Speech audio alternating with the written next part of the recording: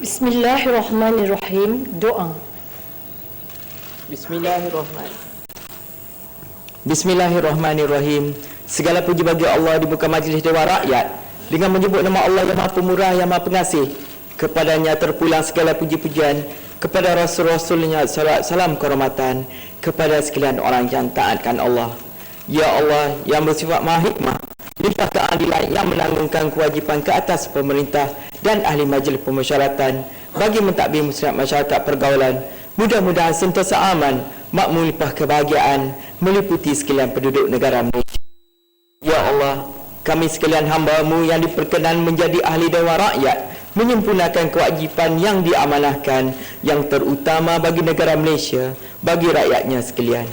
Ya Allah, berkat-Mu ke atas kami berhimpun di pohon anugerahkan taufik-Mu, hidayah-Mu di pohon menyuluh memandukan pada ketika kami berunding, menimbang, bertukar fikiran pada segala perkara yang dibentangkan dengan saksama serta berkeamanan, menjunjung perintah dan kebesaran Allah, mudah-mudahan melebih-lebih keamanan, kemakmuran dan kesejahteraan bagi negara Malaysia serta penduduknya sekalian. Ya Allah, dipohonkan doa kami diperkenan. Amin. Ya Tuhan seluruh alam sekalian.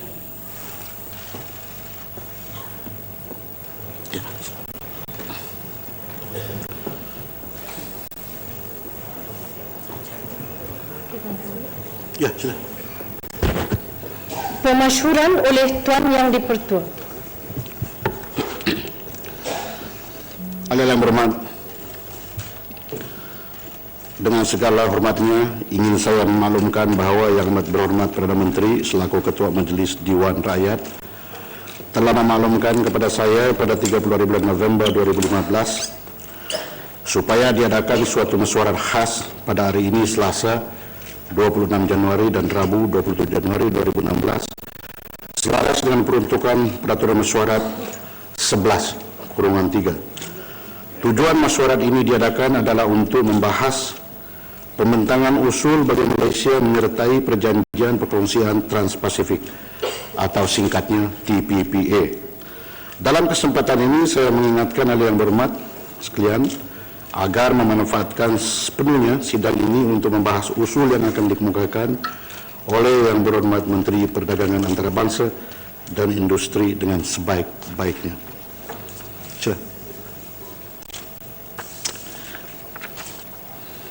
Usul di bawah peraturan mesyuarat 12.1, usul Menteri.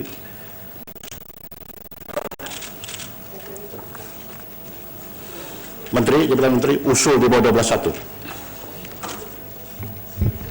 Terima kasih Tuan Yang Di-Pertua. Mengikut peraturan mesyuarat 12.1, saya mohon mencadangkan bahawa mesyuarat pada hari ini tidak akan ditangguhkan sehingga pukul 7 malam dan selepas itu majlis mesyuarat akan ditangguhkan sehingga jam 10 pagi hari Rabu 27 Januari 2016. Terima kasih.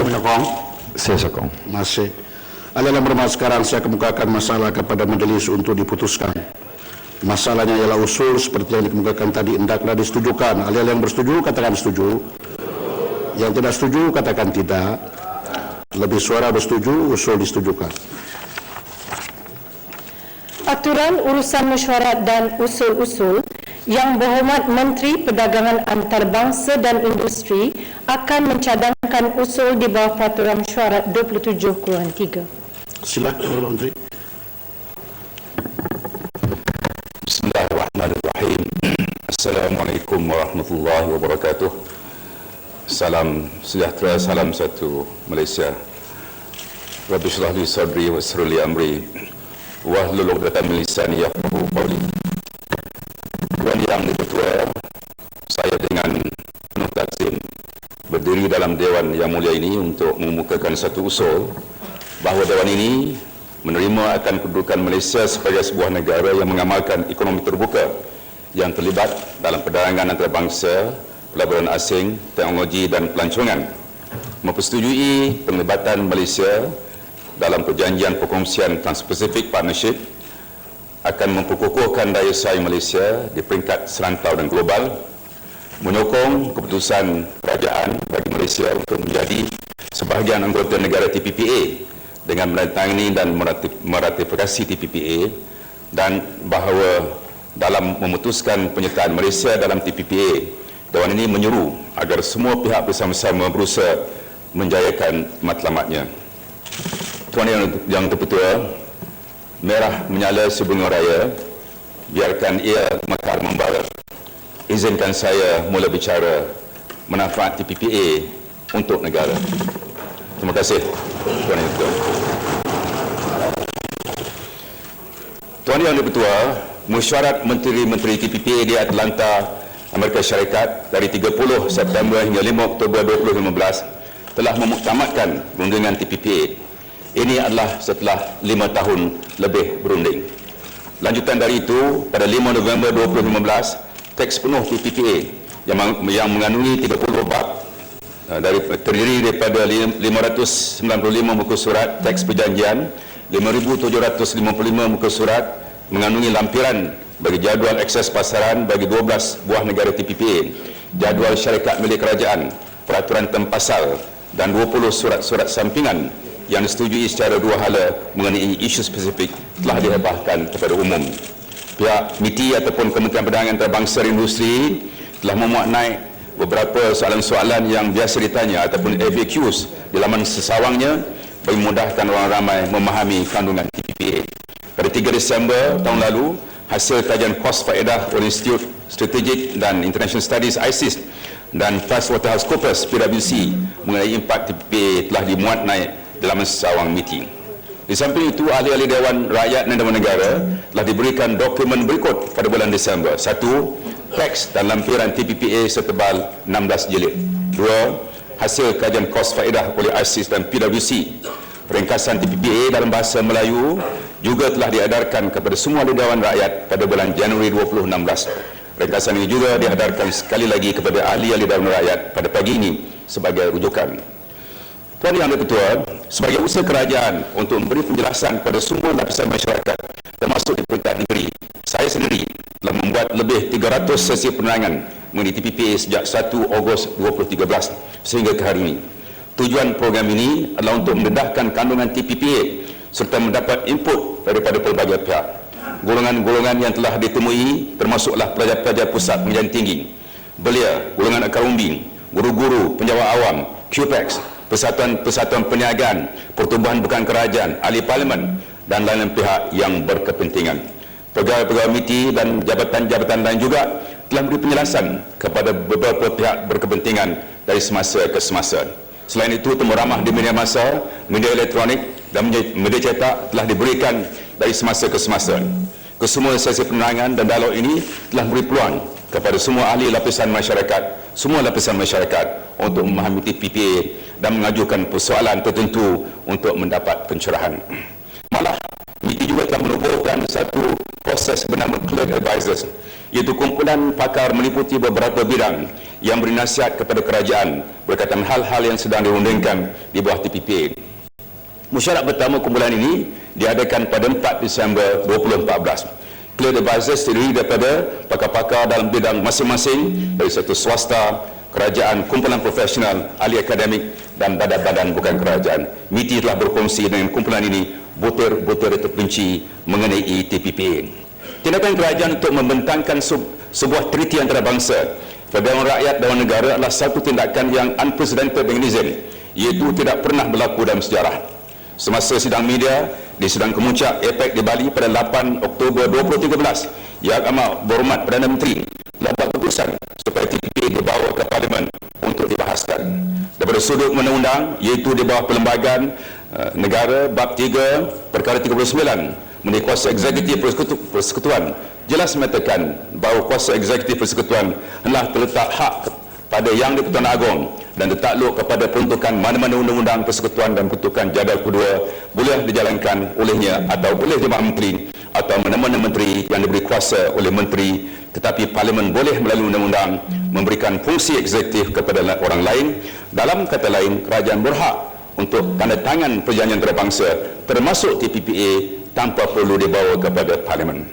Namun demikian, sebagai kerajaan yang menghormati demokrasi, TPPA dibentangkan di Parlimen pada hari ini Dewan Rakyat kerana ia merupakan perjanjian bilateral terbesar di dunia yang paling komprehensif berbanding dengan mana-mana FTA yang tidak ditandatangan oleh Malaysia pada hari ini.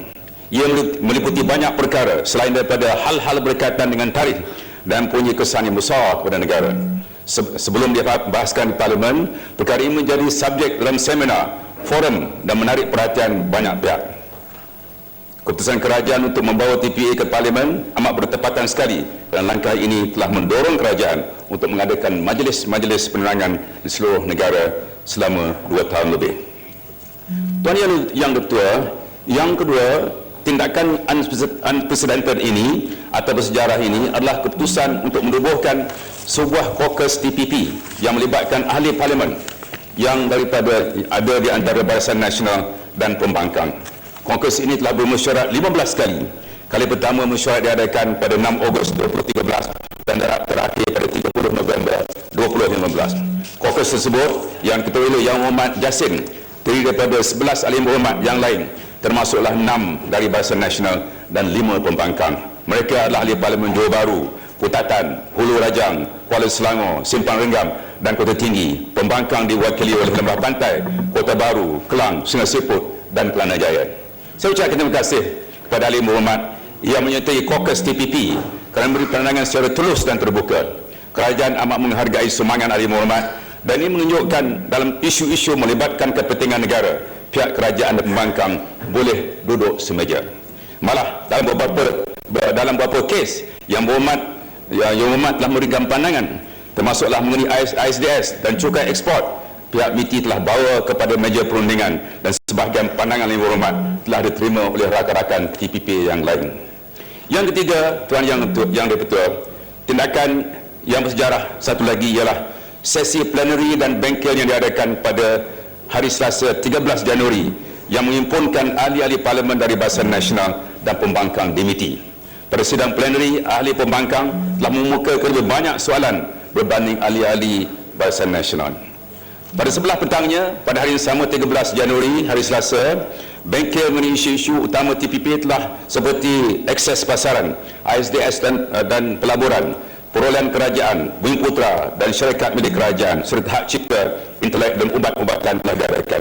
Saya gembira kerana ahli-ahli yang berhormat kerajaan pembangkang telah duduk semeja bagi membincangkan isu-isu secara mendalam dalam suasana yang cukup tertib dan berhemah. Tuan Yang Dipertua, hari ini hari Selasa 26 Januari. Saya ucap terima kasih kepada Yang Amat Berhormat Perdana Menteri, Yang Amat Timbalan Perdana Menteri dan sahabat-sahabat dalam kabinet yang hadir dalam sidang khas ini. Ini membuktikan komitmen tinggi kerajaan untuk memastikan bahawa perjanjian ini dibahas dan diputuskan oleh Dewan Rakyat. Esok hari Rabu adalah hari kabinet. Yang Amat Perdana Menteri telah membuat keputusan bahawa mesyuarat kabinet ditunda ke hari Jumaat. Ini mencerminkan bahawa seluruh kerajaan bersatu dan berpendapat bahawa amat penting isu ini dibahaskan di Parlimen untuk urusan. Tuan Yang Dipertua, saya maklumkan kepada Yang Berhormat bahawa di kalangan 12 buah negara TPP, cuma Malaysia sahaja yang bawa perkara ini ke Parlimen untuk kelulusan sebelum ditandatangan. Kesemua negara lain telah pun buat keputusan untuk ke Auckland, New Zealand pada 4 Februari 2016 untuk tanda tangan TPP. Bagi Malaysia, kita belum buat keputusan. Dewan Rakyat akan buat keputusan esok dan insya-Allah kalau okey semua dalam negara pada hari Khamis, dan sama ada kita tanda tangan ataupun tidak akan ditentukan oleh ahli Dewan Rakyat dan Dewan Negara. Ini merupakan satu langkah yang menunjukkan bahawa kerajaan ini menghormati pandangan ahli-ahli yang berhormat. Sekiranya ahli yang berhormat setuju agar kerajaan tanda tangan TPP, ianya belum boleh dilaksanakan lagi.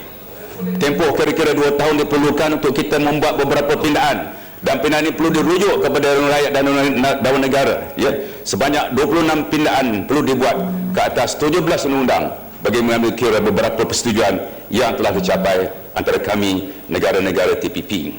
Pindaan undang-undang yang substantif yang perlu dibuat dan diluluskan Dewan ini termasuklah yang pertama, 4 pindaan yang melibatkan bidang penguatkuasaan di bawah Akta Kastam 67, Akta Zon Bebas 1990 dan Perintah Kastam nombor 27 dalam bab barangan, itu bab kedua dalam perjanjian TPP.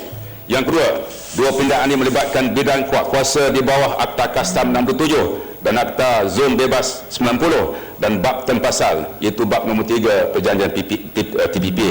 Yang ketiga, 9 pindaan yang melibatkan bidang paten, hak cipta, cap dagangan, petunjuk geografi dan kuat kuasa di bawah Akta Tanda Niaga 76, Peraturan Tanda Niaga 97, Akta Paten 83, Peraturan Paten 86, Akta Hak Cipta 87, Akta Indikasi Geografikal tahun 2000, Akta Anti-Money Laundering dan Anti-Terrorism Financing Act 2001, Akta Perlindungan Varieti Baru Tumbuhan Baru 2004, Peraturan Perlindungan Varieti Baru Tumbuhan 2008, Akta Komunikasi dan Multimedia 98, Peraturan Kawalan Dadah dan Kosmetik 84, dan Akta Pencegahan Perubahan Wang Haram dan Pencegahan Pembiayaan Keganasan 2001 dalam bab 18, iaitu bab harta intelek. Yang keempat, 10 pindaan yang melibatkan bidang kuat kuasa di bawah Akta Kesihatan Sekerja 58, Akta Perhubungan Perusahaan 67, Akta Kerja 55, Akta Pasport 1966, Akta Standard Minimum Perumahan dan Kemudahan Pekerja 90, Akta Agensi Pekerjaan Swasta 81, Akta Anti Pemedangan Orang 2007, Akta Kanak-kanak dan Orang Muda 66, Ordinan Buruh Sabah Syab 67 dan Ordinan Buruh Sarawak 76 dalam bab buruh, iaitu bab 19 TPPA. Yang kelima, satu pindaan berkaitan dengan anti rasuah dan melibatkan bidang kuat kuasa di bawah Akta Suruhanjaya Pencegahan Rasuah Malaysia 2009, iaitu bab 27, bab 26 berkaitan dengan ketulusan. Tuan Yang Dipertua, semakan semula akan juga dibuat ke atas peraturan kerajaan sedia ada yang akan melibatkan pindaan untuk memastikan keseragaman peraturan berkaitan pelaksanaan di bawah arahan perbendaharaan dan satu kelin perbendaharaan yang berkaitan dengan TI ataupun Treasury Instruction di bawah bab perolehan, iaitu bab 15. Tuan Yang Dipertua, saya ingin menegaskan di sini bahawa pindaan ke atas 17 Undang-Undang Malaysia adalah untuk memastikan bahawa 12 pindaan di atas undang-undang kita dikemaskini berdasarkan perkara yang telah disetujui dalam perundingan dan tidak melibatkan pindaan perlembagaan. Perlu ditekankan bahawa pindaan ini tidak menjejaskan dasar-dasar utama negara seperti agenda Bumi Putra. Sebaliknya, pindaan ini secara amnya adalah bertujuan untuk menggunakan pakai amalan-amalan terbaik ataupun best practices dalam hal berkaitan dengan buruh, alam sekitar serta hak cipta intelek. Tuan Yang Dipertua, berkurun-kurun lamanya Malaysia adalah sebuah negara yang amat bergantung kepada perdagangan antarabangsa. Sejak zaman Kesultanan Melaka lagi, tanah air kita adalah sebuah pusat perdagangan yang ulung kerana lokasi yang strategik dan menemukan saudagar-saudagar dari seluruh dunia. Ini telah membawa kemakmuran kepada Melaka. Legasi perdagangan ini diwarisi sehingga ini dan Malaysia terus unggul dalam perdagangan antarabangsa. Malaysia sebagai sebuah ekonomi terbuka, jumlah dagangannya ialah kira-kira 1.5 kali ganda lebih besar daripada KDNK. Pada masa ini Malaysia berada di tangga 23 negara pengeksport di dunia dan 25 negara pengimport tertinggi di dunia. Jumlah dagangan pada tahun lepas dijangka berjumlah kira-kira 1.4 trilion ringgit. Untuk makluman Yang Berhormat, Malaysia berdagang dengan lebih 200 buah negara di dunia. Dasar kita adalah untuk berkawan dan berdagang dengan semua negara. Oleh itu, kita telah tanda tangan 13 FTA sehingga hari ini yang terkini dengan Turki, dan Malaysia juga sedang merundingkan beberapa FTA yang lain, termasuklah Perkongsian Ekonomi Komprehensif Serantau ataupun RCEP yang melibatkan China serta FTA dengan Kesatuan Eropah. Jumlah perdagangan dengan Turki telah melonjak lebih 70% sejak Ogos tahun lepas apabila perjanjian FTA dengan Turki terlaksana. Penglibatan dalam TPPA bukanlah bermakna kita meminggirkan China, ASEAN ataupun negara-negara Islam. Malaysia perlu mempelbagaikan hubungan dagangan kita, dan jika kita ada peluang, sudah pasti kita ingin menjual barangan kita ke seluruh dunia. Dalam dasar luar negara kita, ASEAN adalah keutamaan tertinggi kita. Pada masa yang sama, China dan negara sahabat yang lain juga penting untuk kita. Penglibatan dalam TPPA tidak bermakna kita memilih Amerika Syarikat dan mengetepikan hubungan perdagangan dengan negara-negara lain. Ini adalah tanggapan yang tidak tepat. Di samping itu, penglibatan Malaysia dalam TPPA tidak bermakna kita mengabaikan Organisasi Perdagangan Dunia ataupun WTO. Malaysia masih lagi berkeyakinan WTO merupakan platform terpenting untuk meningkatkan hubungan perdagangan antara negara-negara dunia. WTO ada 162 buah negara. dan WTO pada tahun 2001 memperkenalkan apa dipanggil Doha Development Agenda, sehingga hari ini agenda ini belum menampakkan hasil. Desember lalu kami bermesyuarat di Kenya, di Nairobi, dan tidak ada kemajuan dalam Doha Development Agenda. Kita tidak boleh menunggu Doha Development Agenda ini ditamatkan sebelum kita terlibat dalam mana-mana FTA. Ini satu tindakan yang kurang cerdik. Sekiranya kita menunggu sehingga Doha Development Agenda tamat, kita tidak akan dapat tanda tangan satu FTA baru pun. Oleh itu, pihak-pihak yang berkata kita tidak patut tanda tangan TPA dan terus terlibat dalam WTO tidak faham tentang perdagangan antarabangsa. Tuan yang dipertua, saya berkongsi dengan ahli Muhammad sekalian kenyataan Ketua Pengarah WTO Roberto Azevedo. Mengikut beliau, TPPA bukanlah satu persaingan, sebaliknya ia melengkapi ataupun komplement WTO. Kenyataan ini datang daripada orang paling tinggi, paling kanan dalam perdagangan dunia. Siapalah kita semua untuk menegakkan pandangan Azevedo dan yang secara terbuka mengalu-alukan TPPA sebagai satu perjanjian yang penting dalam melengkapi WTO, komplement, bukannya bertentangan dengan WTO. Sejarah membuktikan bahawa negara yang mengamalkan dasar terbuka lebih berjaya dari negara yang tertutup. Negara-negara yang mengamalkan dasar tertutup seperti Korea Utara, Cuba dan satu ketika dahulu Myanmar tidak mencatatkan prestasi ekonomi yang memberangsangkan. Sebab itulah negara belum berlumba untuk tanda tangan FTA. 619 FTA telah laporkan kepada WTO dan 413 daripadanya sudah pun dilaksanakan. Kita boleh memilih untuk menutup pintu kita kepada perdagangan dan pelaburan asing. Kita juga boleh memilih untuk membuka pintu kita seluas-luasnya tanpa had. Namun bagi Malaysia, kita mengamalkan sistem pasaran terbuka tetapi akur kepada Perlembagaan Persekutuan Agama Islam sebagai agama rasmi dan budaya kita, budaya tempatan. Malah, agensi seperti MIDA di bawah saya, Invest KL, Iskandar Malaysia, Koridor Pembangunan Sabah, Koridor Tenaga boleh diperbarui skor di Sarawak, Koridor Utara dan wilayah ekonomi Pantai Timur ataupun ECR, semuanya telah diperkenalkan untuk menarik lebih banyak pelaburan asing ke dalam negara kita. Itulah sebabnya ada juga Invest Penang di Pulau Pinang, ada Invest Selangor di Selangor yang Mak Gombak, Invest Perak di Perak dan Invest Johor di Johor. Semua negeri belum berlumba untuk mendapatkan pelaburan asing. Malah keadaan sama di negara antarabangsa di mana negara-negara dunia turut berlumba untuk menarik pelaburan asing. Kalau ada ahli berhormat beranggapan bahawa pelaburan asing mencuri peluang pelabur tempatan seperti dihujahkan oleh beberapa personaliti daripada Merbuk hari Sabtu lalu, ya, maka yang berhormat Bagan tak ada di sini, perlu tutup Invest Penang. Yang Mak Gombak perlu tutup Invest Selangor. Saya pun kena tutup MITI, kena tutup MIDA, semua kena tutup, ya. Dasar kerajaan adalah untuk menggalakkan pelaburan asing kerana ia mendatangkan banyak manfaat pada negara. Di Kelantan ada sebuah syarikat Jepun bernama Romwako yang sudah 30 tahun beroperasi. Romwako tidak mencuri peluang orang Kelantan, sebaliknya membawa pelaburan berjumlah lebih 900 juta ringgit, 1,800 peluang pekerjaan dan ekspor kepada R&D sebanyak syarikat tersebut yang tidak boleh dihasilkan oleh Kelantan dihantar 100%. Ia merupakan syarikat yang mengekspor 100% keluarannya ke seluruh dunia. Adakah Romwako mencuri peluang orang Kelantan? Jawapannya tidak sama sekali, ya. Romwako membawa modal, Romwako bawa teknologi LED yang orang Kelantan tidak ada teknologi. Sekiranya kemasukan syarikat-syarikat asing dikatakan mencuri peluang rakyat tempatan, maka wajarlah kerajaan Pulau Pinang mencadangkan agar syarikat seperti Dell dan Intel berpindah keluar dari negeri tersebut. Saya akan memakbakan Bagan tidak bercadang untuk buat demikian. Justru berhati-hatilah kita bercakap kerana sebenarnya Malaysia bergantung kepada perdagangan luar dan pelaburan asing yang mewujudkan peluang pekerjaan dan membawa masuk modal serta menjadi pemangkin kepada kemajuan setempat seperti Shah Alam di Selangor dan Kulim di Kedah. Pelaburan asing juga telah membawa pembangunan kepada kawasan setempat ataupun spin-off effects.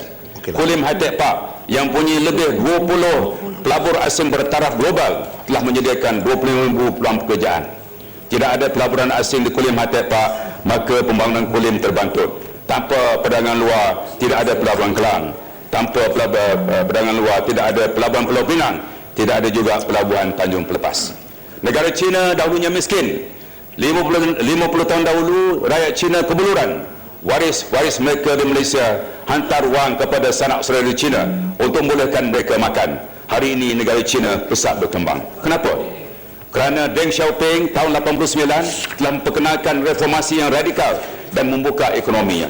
Pada tahun 2001, China menjadi negara ahli WTO setelah 15 tahun berunding. Kenapa China mahu menjadi sebahagian dari dunia? Kerana Deng Xiaoping dan China nampak faedah keterbukaan. Satu masa dahulu, China merupakan pengeluar basikal terbesar dalam dunia. Hari ini, China merupakan pengeluar kereta yang terbesar di dunia. Dan yang penting, 3 syarikat teratas yang keluar kereta di China adalah syarikat asing, pelabur asing, iaitu Toyota, GM dan Volkswagen. Syarikat China cuma duduk tempat 4 dan 5 sahaja. Hari ini ada orang yang berkata kepada saya, mungkin orang China hantar wang kepada keluarga mereka di Malaysia. Dahulu orang Malaysia hantar wang ke China, hari ini mungkin orang China hantar wang kepada ahli keluarganya di Malaysia. 50 tahun dahulu Singapura sama miskin dengan Melaya. Hari ini pendapatan per kapita Singapura 5 kali lebih besar dari pendapatan per kapita Malaysia. Kenapa? Kerana dasar keterbukaan Singapura. Singapura tidak mengeluarkan setitik pun minyak petroleum, tapi merupakan salah sebuah negara pengeluar refined petroleum terbesar di dunia. Singapura tidak ada kelapa sawit, getah atau padi.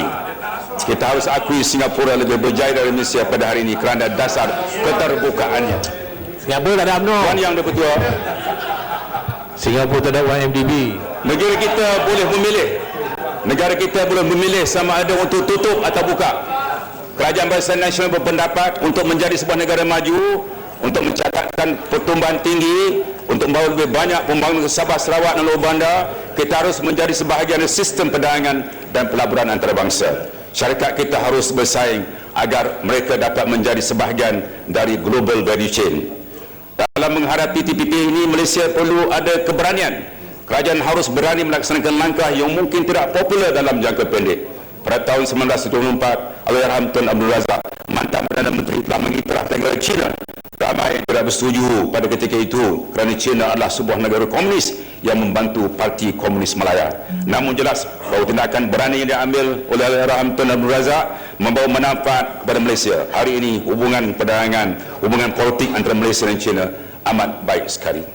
TPP memberi akses kepada pasaran lebih luas. Benar kita sudah ada komuniti ekonomi ASEAN, benar kita sudah ada 12 FTA yang lain. Tetapi pada pandangan saya adalah salah untuk mengatakan bahawa 13 FTA sudah cukup untuk Malaysia. Apabila kita tangan TPPA, pasaran kita akan berkembang, khususnya di 4 negara yang Malaysia masih belum ada FTA, iaitu Amerika Syarikat, Kanada, Mexico dan Peru.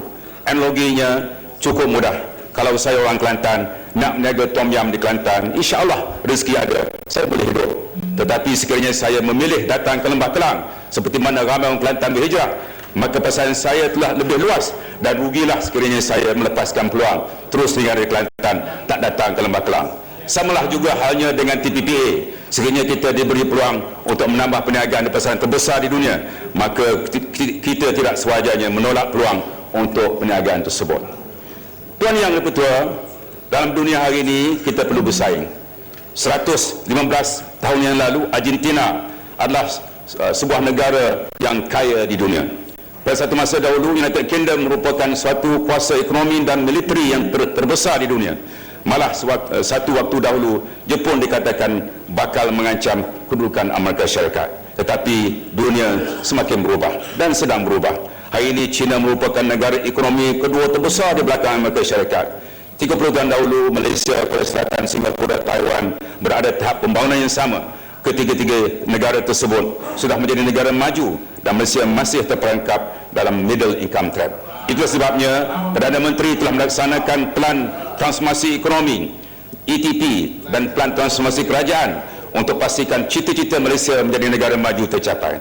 Kita tidak mahu negara kita dipintas oleh Vietnam atau negara jiran yang lain.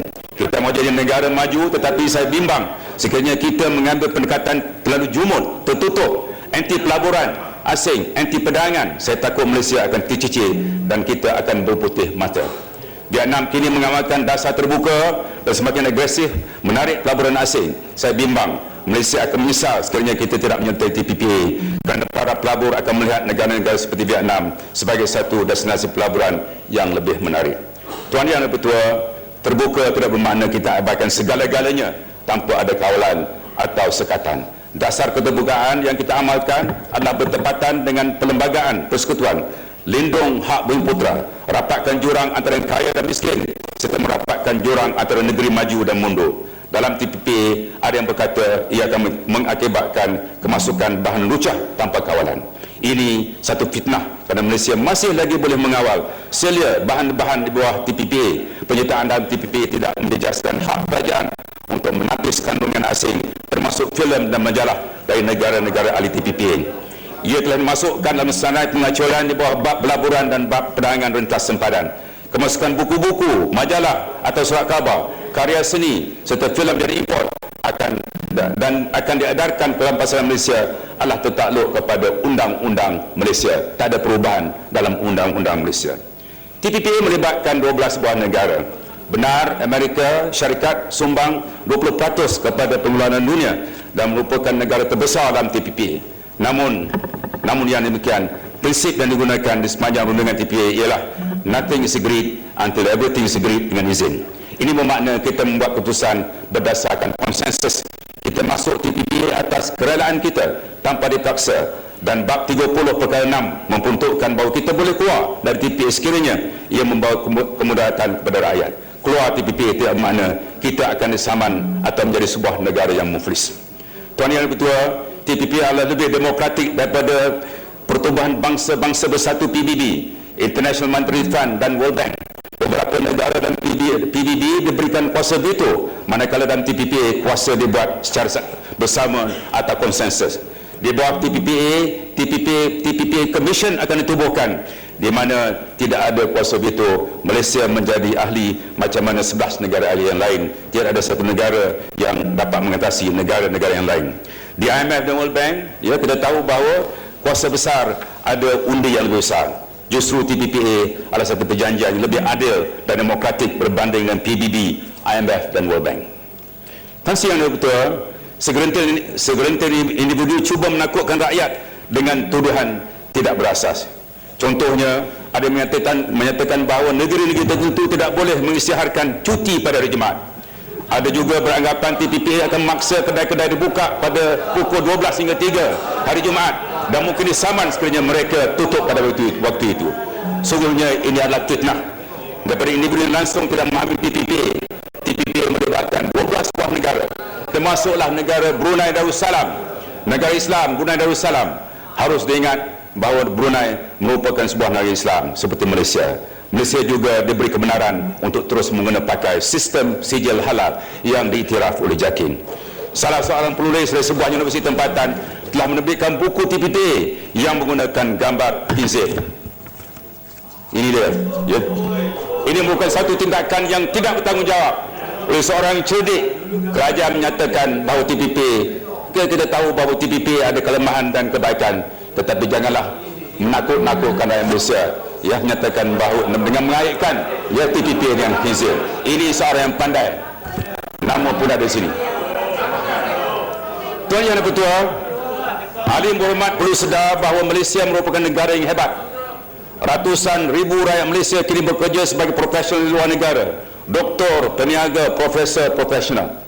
Malah syarikat milik kerajaan seperti Khazanah Nasional dan Petronas dihormati, digeruni, disegani seluruh dunia. UEM dan SPSTIA beroperasi di Australia, sebuah negara TPP. Rimbunan Hijau mempunyai konsesi balak, konsesi hutan di New Zealand.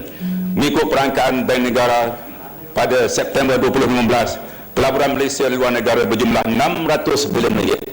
Berbanding pelaburan asing di Malaysia bernilai 500 bilion ringgit. 600 bilion ringgit syarikat Malaysia di luar negara, 500 ringgit Amerika, Jepun, Singapura di Malaysia. Bagi negara-negara tertentu, umpamanya Australia, bagi setiap ringgit yang Australia laburkan di negara kita, kita ada 5 ringgit di sana. Maknanya pelaburan Malaysia di Australia lebih banyak daripada pelaburan Australia di Malaysia. Ya? Adakah pelaburan Malaysia di negara asing makna kita jajah mereka? Jawapannya tidak. Perniagaan adalah menang-menang. Kita untung, mereka untung. Syarikat Malaysia dan Australia untung, negara Australia pun untung. Kita harus sedar bahawa TPP bukan sahaja memberi peluang untuk syarikat asing masuk negara kita, tapi juga buat syarikat Malaysia untuk melangkah masuk ke pasaran antarabangsa. Ya, perangan dan pelaburan mewujudkan situasi menang-menang. Bukan kita nak jajah mereka, bukan kita dijajah oleh Amerika Syarikat dan lain-lain. Tuan Yang Bertuah, TPP adalah kontroversial kerana ia tidak hanya tertumpu kepada tarikh dan pengurangan cukai. Setuju. TPP merupakan satu perjanjian alah baru dan komprehensif. Perjanjian TPP meliputi 6 perkara yang penting bagi Malaysia. Yang pertama, cukai lebih rendah bagi barang-barang tertentu, khususnya barangan elektrikal dan elektronik. Yang kedua, layanan lebih baik di 4 buah negara yang kita belum ada perjanjian, iaitu Amerika Syarikat, Kanada, Mexico dan Peru. Yang ketiga, liberalisasi dan perlindungan pelaburan Malaysia di luar negara. Yang keempat, meningkatkan kerjasama. TPP juga mengenai kerjasama dalam bidang kastam, kerjasama dalam bidang pembangunan, kerjasama dalam bidang pembangunan PKS. Kuat kuasa yang kelima, kuat kuasa peraturan alam sekitar, buruh dan harta intelek. Dan yang keenam, ketulusan serta dasar anti rasuah. Tuan Yang Dipertua, Malaysia masuk TPP atas terma-termanya sendiri. Sejak awal lagi, Perdana Menteri telah menegaskan kepada Presiden Obama dan pemimpin dunia lain bahawa Malaysia tidak akan mengorbankan dasar Bumiputera semata-mata memastikan tempatnya dalam TPP. Pada 8 Oktober 2013 di Bali, sewaktu mesyuarat ketua-ketua kerajaan TPP di sana, Yang Amat Perdana Menteri dengan lantang mengatakan bahawa dasar Bumiputera merupakan dasar yang termaktub dalam Perlembagaan Persekutuan. Dasar ini tidak boleh digugat, kata Perdana Menteri. Perdana Menteri dengan lantang menegaskan bahawa Malaysia tidak akan mengorbankan dasar ini semata-mata untuk sertai TPP. Buat pertama kalinya dalam perjanjian perdagangan antarabangsa, kedudukan Bumiputera diiktiraf. Ini adalah satu kemenangan bagi Malaysia. Inilah kemenangan bagi Malaysia. Inilah sebabnya kita buat keputusan untuk masuk TPP, iaitu negara-negara ahli yang mengiktiraf dasar Bumiputera yang penting untuk negara kita. Tuan Yang Dipertua, saya tahu kebanyakan ahli berhormat telah faham dan baca TPP, walaupun ada seorang pokok menyatakan Yang Berhormat tak faham dan tak baca. Ya. Tapi bagi pihak Barisan Nasional, saya berani kata di sini bahawa mereka faham, kerana mereka telah lalui banyak bengkel, mereka fasih TPP. Bagi pembangkang saya tak tahulah. Oleh kerana demikian, pada hari ini saya tak akan senarai saya terperinci kandungan bab dalam TPP, kerana ia 30 bab semuanya. Kalau baca semua, Yang Hormat mungkin tidur, jadi saya akan ringkasnya. Saya akan highlight beberapa butiran penting saja. Kenapa kita sertai TPP? Yang pertama, kerana kita masih belum mempunyai IATA dengan 4 buah negara, iaitu Amerika Syarikat, Kanada, Mexico dan Peru. Peru mungkin dikatakan pasaran yang lebih kecil, tapi Amerika Syarikat, Kanada, Mexico ini merupakan negara-negara gergasi di dunia. Amerika Syarikat adalah sebuah kuasa ekonomi terbesar di dunia, dan peluang untuk menembusi pasaran negara ini akan memberi pulangan pada syarikat-syarikat Malaysia. Pada pagi ini saya cuma ingin menjelaskan tentang faedah yang dinikmati oleh syarikat Malaysia dalam 3 bidang utama, iaitu elektrikal, elektronik, tekstil dan komponen otomotif. Cukai import bagi barangan elektrikal elektronik untuk masuki pasaran Amerika Syarikat buat masa ini adalah secara puratannya 5%. Dengan terlaksananya TPP, duty ke atas hampir 100% dari produk elektrikal dan elektronik akan dimasukkan serta-merta. Ini akan beri faedah kepada syarikat tempatan untuk meningkatkan pelaburan, dan menerusi pelaburan tambahan ini kita menjangkakan peluang pekerjaan serta ekspor akan bertambah. Saya ada 2 contoh, ya. Ini bukan untuk pokok Yang Berhormat ni saya buat ni, ya. Ini adalah satu spring coil. Sekarang cukainya 3-5% sekarang. Ini untuk barangan otomotif spring coil ini sekarang cukai 3-5%. Lepas TPP berkawal kuasa 0%. Ini makna dolar cukai, lepas tak cukai, memotong syarikat. Syarikat boleh melabur lebih, dan itu dapat ambil lebih banyak pekerja. Yang ini kabel. Ini kabel banyak di Pulau Pinang, banyak di Shah Alam. Ya, kabel ni cukai sekarang 3-5%. Lepas itu 0%. 0%, maka barang-barang lebih laku di negara tersebut, lebih banyak pekerja, lebih banyak ekspor, tukaran wang asing. Ya. Contoh-contoh saya bawa. Dalam bidang tekstil, ya, dalam bidang tekstil, baju-baju tarifnya sekarang ialah antara 0 hingga 30% untuk masuk pasaran masyarakat. Ini seluar, tak tahu sebelah ini. Seluar ini bukan seluar dalam. Seluar ini cukai 20% sekarang. Apabila terlaksana TPPA 0%. 0%. Maka syarikat-syarikat yang buat seluar ini menjagakan pelaburan akan bertambah, peluang pekerjaan akan bertambah. Ya ini sarung tangan. Sekarang cukai masuk pasaran mereka 3.2%. TPPA 0% cukai, tak ada cukai langsung. Itu sebab antara sebab kenapa kita tertarik untuk tanda tangan TPPA. Tuan Yang Dipertua, sabar. Ya. Kan Yang Hormat ada pula bercakap lepas ni. Tuan Yang Dipertua, mengenai Bumiputera, ini isu yang penting bagi kerajaan, perolehan kerajaan, government procurement dan juga syarikat-syarikat milik kerajaan dalam bab pelaburan dan perkhidmatan. Ya, untuk ini flexibility diberi kepada Malaysia. Ya, tempoh dan threshold yang lebih tinggi, tertinggi untuk Malaysia melaksanakan obligasi, terutama di bawah bab perolehan dan SOE. Umpamanya, ya, TPP memperuntukkan bahawa kita terus dapat mengamalkan dasar 30% untuk kontraktor Bumiputera dalam sektor pembinaan. Itu pun ada threshold SDR 63 juta ringgit ataupun kira-kira 350 ringgit pada nilai sekarang. Maknanya di bawah 350 juta ringgit nilai sekarang tidak ada syarikat-syarikat TPP akan menangkan memasuki projek tender tersebut. Jadi yang lebih itu dibuka, tetapi 30% masih dikhaskan kepada Bumiputera. Ya, untuk SOE ataupun syarikat-syarikat kerajaan 40% dibenarkan untuk Bumiputera, untuk Sabah dan juga entiti lain. Ya, dan Datuk Yang Dipertua, projek-projek luar bandar umpamanya dan projek-projek PPP ataupun public private partnership dikecualikan daripada perolehan kerajaan. Ya, kita juga telah berjaya untuk merundingkan supaya MARA, Teraju, Ekonas umpamanya terkecuali daripada obligasi TPP. Jadi Datuk Tan Sri Yang Dipertua, inilah antara perkara yang telah kita berjaya merundingkan di bawah untuk memastikan bahawa dasar Bumiputera akan terus dipertahankan. Saya ringkas saja yang detail yang Mak boleh bahaskan. Mengenai negeri, ada negeri-negeri yang khawatir bahawa kuasa mereka akan terjejas. Saya ingin tegaskan di sini bahawa selaras dengan perkara 74 jadual 9 perlembagaan, kuasa negeri, kuasa persekutuan, umpamanya urus tadbir hal tanah termasuk untuk meneruskan menetapkan syarat bagi transaksi dan soal berkaitan tanah adalah terkecuali. Maknanya ini akan, negeri-negeri akan terus berkuasa, tidak ada masalah berkaitan dengan tanah Rizab Melayu dan lain-lain. Datuk Tan Sri Yang Dipertua, mengenai halal, ya, ia tidak dianggap sebagai satu halangan kepada perdagangan. Maknanya sistem halal dapat diteruskan. Mengenai import dan ekspor beras, import dan edar beras di Malaysia tidak takluk pada disiplin TPP, Bernas dan lain-lain syarikat yang terlibat dalam perkara ini boleh meneruskan perniagaan mereka, urusan mereka.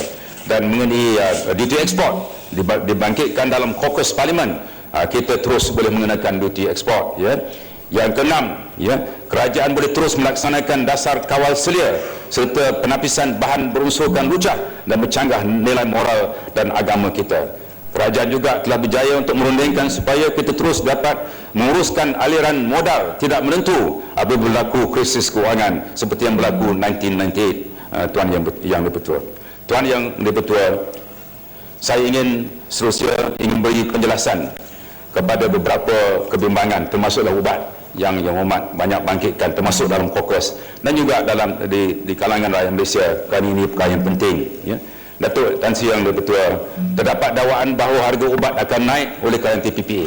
Kita harus sedar bahawa terdapat pelbagai faktor yang menentukan harga ubat seperti kos pengangkutan, margin perniagaan, kadar pertukaran wang asing, kos penyelidikan dan lain-lain. Hasil rundingan TPPA mengekalkan dasar paten negara pada masa ini. Iaitu pertama, Undang-Undang Malaysia memperuntukkan perlindungan paten selama 20 tahun dan ini kekal di bawah TPP. Tidak ada perubahan dalam dasar paten hari ini. Sekarang 20 tahun, terus 20 tahun di bawah TPP. Yang kedua, tempoh perlindungan paten hanya akan dilanjutkan sekiranya berlaku kelewatan tanpa sebab-sebab munasabah amalan sedia ada bagi kelulusan pemasaran telah efisien dan dengan masa kira-kira 245 hari. Oleh kerana masa ini adalah dalam tempoh yang munasabah, maka tempoh patent tidak akan lanjutkan. Oleh itu, kalau kita dakwa bahawa harga ubat akan naik kerana patent akan lanjutkan, inilah tidak benar. Bagi ubatan-ubatan biologik ataupun bukan kimia, syarikat farmaseutical boleh mendaftarkan data ujian ubatan untuk mendapat perlindungan selama 5 tahun melalui proses perlindungan data farmaseutical yang berkuat kuasa sejak tahun 2011. Kerajaan bersetuju untuk memberi tempoh perlindungan yang sama bagi produk ubatan biologik. Tuan Tan Sri Yang Dipertua, selain daripada Malaysia, negara TPP seperti New Zealand dan Australia juga telah mengeluarkan kenyataan bahawa TPP tidak akan menyebabkan kenaikan harga ubat kerana seperti Malaysia, negara tersebut mengekalkan dasar patent yang sedia ada. Tan Sri Yang Dipertua, ISDS ataupun Investor State Dispute Settlement Mechanism yang banyak dibangkitkan oleh Yang Berhormat dalam Caucus dan juga dalam Parlimen ini, ia merupakan satu mekanisme untuk selesaikan pertikaian antara pelabur dan kerajaan. Ini bukan satu perkara baru bagi Malaysia. Sehingga kini negara kita telah tanda tangan 74 perjanjian pelaburan, 2 hala dan 8 FTA yang mengandungi mekanisme ISDS. Perlu ditegaskan di sini bahawa ISDS tidak menyekat hak kerajaan untuk mengawal selia perkara-perkara seperti kesihatan awam, keselamatan dan alam sekitar. ISDS juga bertujuan melindungi pelabur kita di luar negara. Bukan saja kita lindung pelabur asing di sini, ia juga melindungi 600 bilion ringgit yang syarikat Malaysia ada di luar negara. Memandangkan ada kebesaran dan kelemahan dalam mekanisme ISDS dia ada, beberapa penambahbaikan bagi proses ISDS telah dirundingkan dalam TPPA dan penambahbaikan ini termasuk mewajibkan proses konsultasi dan rundingan sebelum dibincangkan di Tribunal Antarabangsa. Satu perkara yang penting dalam ISDS ialah interpretasi peruntukan TPP ditentukan oleh kami, negara-negara ahli TPP, melalui Suruhanjaya TPP, bukannya oleh mereka, dan tribunal wajib mengikut interpretasi yang dibuat oleh negara-negara TPP. Di samping itu, semua tuntutan tidak munasabah atau privilege claims tidak dibenarkan. Tempoh masa untuk pelabur membawa kes terhadap kerajaan terhad kepada 3 tahun 6 bulan sahaja. Tan Sri Yang Dipertua, anak-anak muda khawatir bahawa TPP akan membawa kepada kebanjiran pekerja asing. Terdapat kemembangan bahawa TPP akan mengakibatkan kebanjiran pekerja asing. Ini diperjelaskan di sini bahawa adalah menjadi obligasi di bawah bab buruh. Bahawa bab buruh ini adalah untuk mempertingkatkan standard perburuhan sedia ada ke tahap yang lebih tinggi, seperti memberi kebebasan menubuhkan kesihatan sekerja, rundingan secara kolektif, penghabusan buruh paksa, buruh bawah umur dan diskriminasi tempat kerja, penetapan gaji minimum, waktu bekerja serta aspek keselamatan dan kesihatan pekerja. TPP tidak mengubah dasar mengenai kemasukan pekerja asing. Pekerja asing maupun pekerja mahir masih takluk pada syarat domestik sekiranya mereka ingin bekerja di negara kita. Tan Sri Yang Dipertua, satu lagi kebimbangan ialah PKS ataupun industri kecil dan sederhana.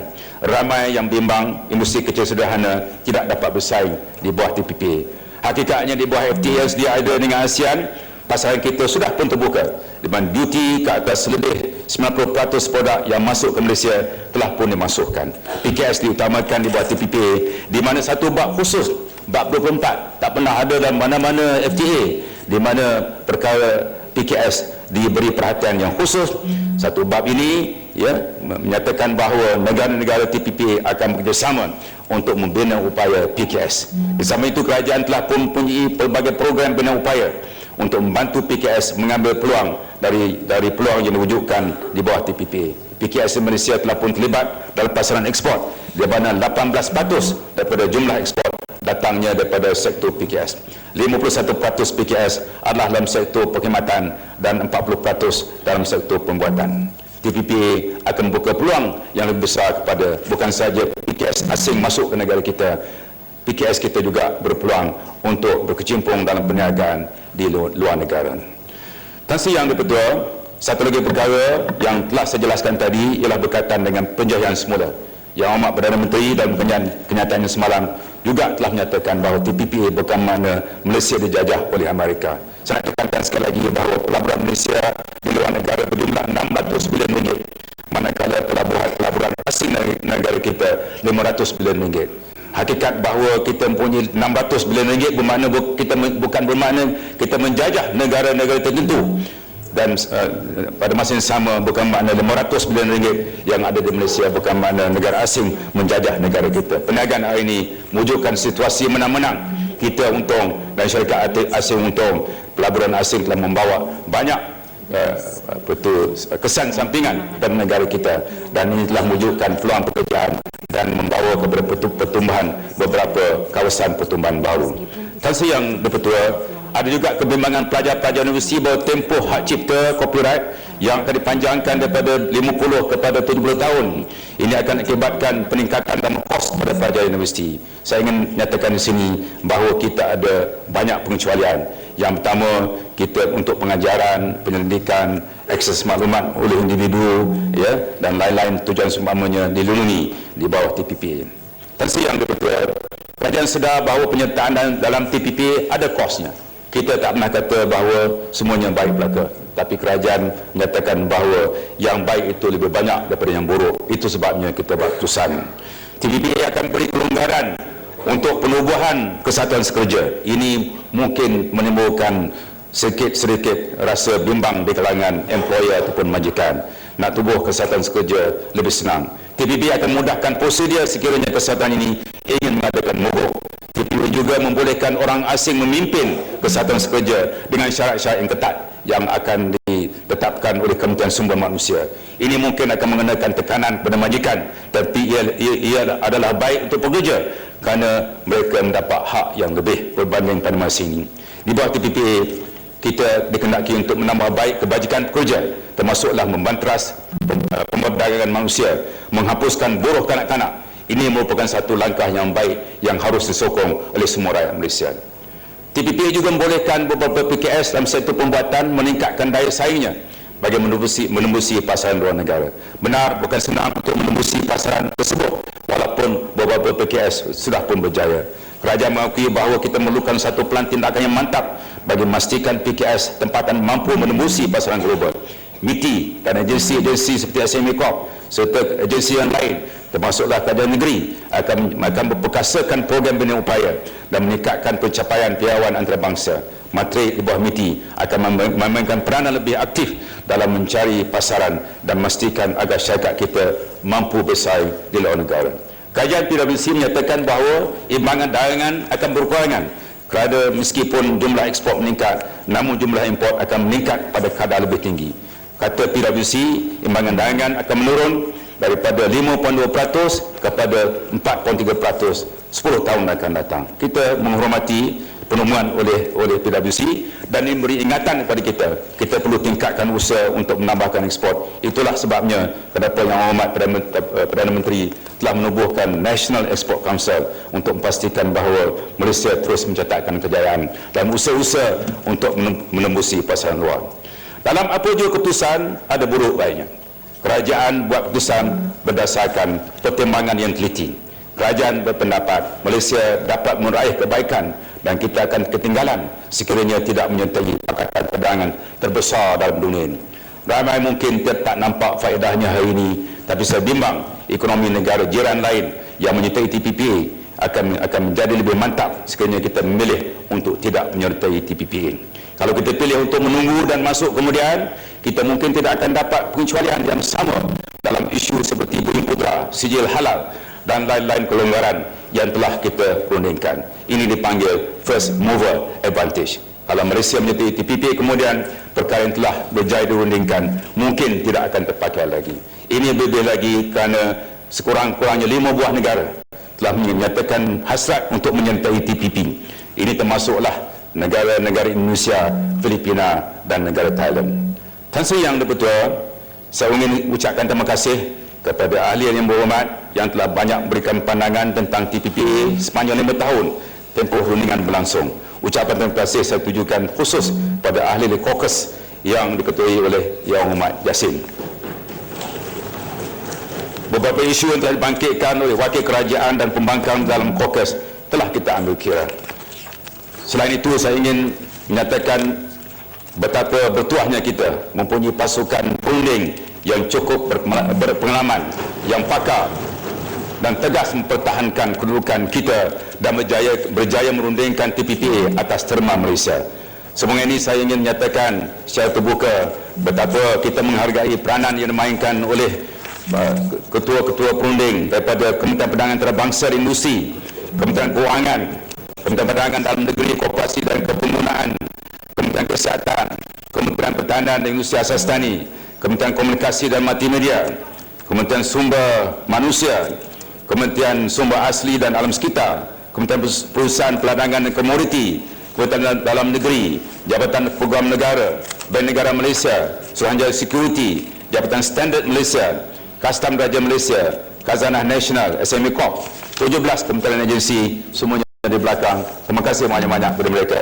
Mereka hebat. Mereka hebat. Mereka lah yang telah berjuang pertahankan negara kita, memastikan Malaysia telah mendapat terbaik dalam rundingan TPP. Terima kasih sekali lagi Tan Sri Yang Di-Pertua. Harum sungguh bunga kemboja, bunga karangan cantik tersemat. Janganlah membaca kulit saja, telitilah kandungan sehingga tamat. Terima kasih.